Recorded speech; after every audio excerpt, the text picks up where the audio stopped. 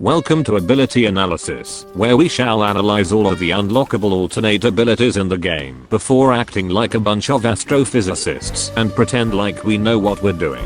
Today, we shall be taking a look at the Solar Flare Beam and all of its statistics and quirks. Let's get started.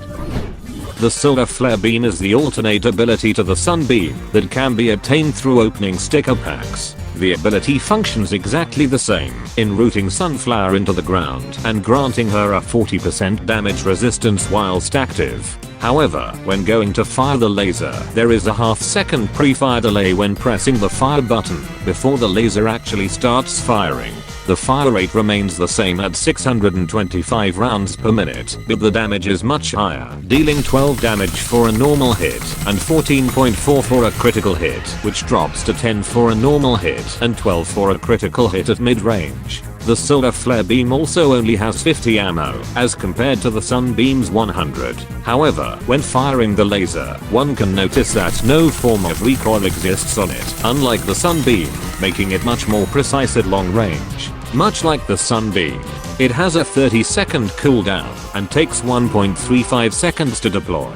Now, to compare the two, which is better and why? Well, the Sunbeam responds instantly upon the fire button being pressed, and the increased ammo allow for a higher damage per clip. However, the lower overall damage does mean enemies will take longer to be killed, and the recoil can make focusing on long-range targets rather difficult. On the other hand, the Solar Flare Beam's much higher damage output allows it to efficiently get the job done relatively quickly. The pre-fire delay, whilst initially a hindrance, is actually a blessing in disguise, since not only does it prevent misfire from happening, but you can also partially bypass the delay by holding the attack button in controlled amounts until an enemy comes into your sights. You do have only half the ammo, and you are much more susceptible to being killed off guard due to the pre-fire delay. Both abilities grant a 40% damage resistance whilst active, and both have a 30-second cooldown. So, with the comparisons out of the way, which is better at what?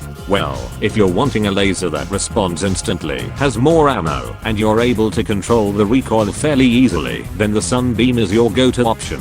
If however, you're wanting a laser that deals significantly more damage, has no form of recoil at all, and a pre-fire that can be used strategically to avoid misfires, then the Solar Flare Beam is your go-to option. As for my final verdict, across all scenarios and capabilities, I would have to go with the Solar Flare Beam, for not only is its damage output much higher, but the pre-fire can be useful not only in preventing misfires, but can easily be dealt with by constantly pressing the trigger in controlled amounts. Be sure to come back for the next episode in 2 weeks. Thanks for watching, and don't forget to subscribe for more shit like this. Have fun.